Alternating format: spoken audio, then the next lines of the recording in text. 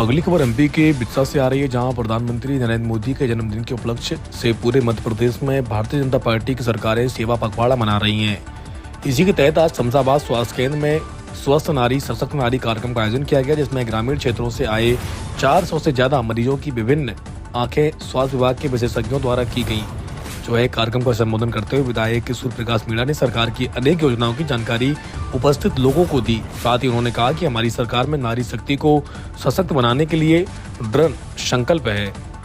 संवाददाता बुरे सिंह विश्वकर्मा की रिपोर्ट। महिला सशक्तिकरण पर बहुत जोर दिया है और उस दिशा में हमारी चाहे प्रदेश की सरकार हो या केंद्र की सरकार, दोनों सरकारों ने महिलाओं के अधिकारों को लेकर, उनके स्वास्थ्य को लेकर बहुत सारी योजनाएं प्रारंभ की है। निश्चित रूप से उसी दिशा में, उसी कड़ी में ये आदरणीय मोदी जी के, प्रधानमंत्री जी के जन्म दिवस से 2 अक्टूबर तक नारी स्वास्थ्य के प्रति संपूर्ण मध्य प्रदेश में, संपूर्ण देश में ये शिविर जगह जगह आयोजित किए जा रहे हैं, ताकि यहाँ महिलाओं की हर तरह से जांच हो सके।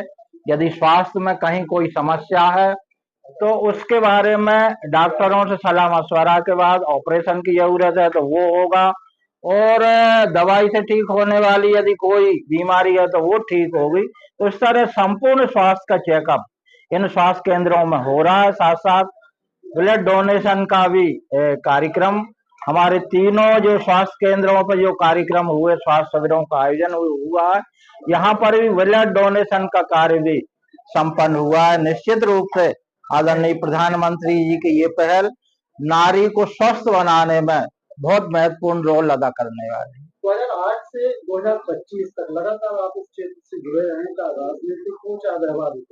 पहले की स्वास्थ्य सेवाओं में और आज की स्वास्थ्य सेवाओं में आप क्या अंतर है? देखिए, पहले के मुकाबले आज बहुत बेहतर स्वास्थ्य सेवाएं हुई हैं, लेकिन हमें उसका एक दूसरा पहलू ये भी देखना होगा कि देश आजाद हुआ तो सड़क, बिजली, पानी और हमारे यहाँ खाने के लिए अन्न की बहुत समस्या थी।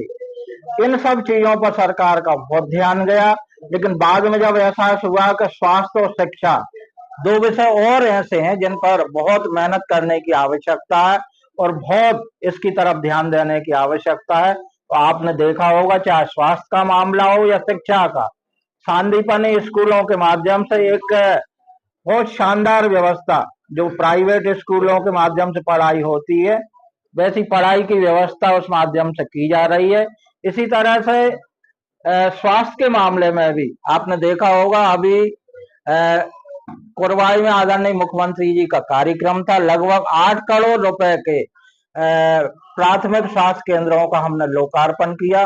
बहुत जल्दी उनमें जो व्यवस्था, आवश्यक व्यवस्थाएं होती हैं संसाधनों की, वो करके उनको हम प्रारंभ करेंगे। इसी तरह से प्राथमिक स्तर पर जो अस्पताल होते हैं वो भी लगभग 30 स्थानों पर वो बन रहे हैं और प्रत्येक की लागत 55 लाख रुपए है।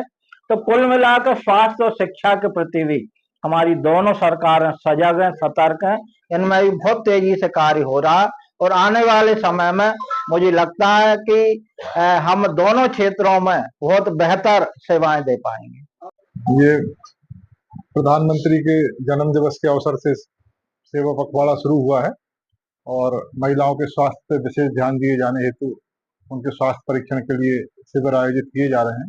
उसी श्रृंखला में आज शमशाबाद सामुदायिक केंद्र में स्वास्थ्य शिविर का आयोजन किया गया है, जिसमें हमारे विशेषज्ञ डॉक्टर्स भी आए हैं और उनको दवाएं भी उपलब्ध कराई जा रही हैं महिलाओं के स्वास्थ्य के संबंध में। इसमें रक्तदान का भी एक शिविर लगाया गया, क्या कुछ उद्देश्य है और कितना रक्तदान हुआ?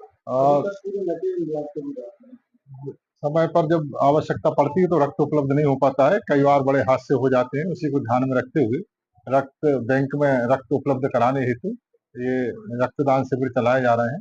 नटेरन में भी किया गया था, जहाँ 64 ब्लड यूनिट उपलब्ध हुई थी, और आज हमारे यहाँ शमशाबाद में भी है, ताकि लोगों को इसके प्रति जागरूक भी किया जाए कि रक्तदान करने से कोई हानि नहीं होती है और सेवा का भी भाव जागृत होता है।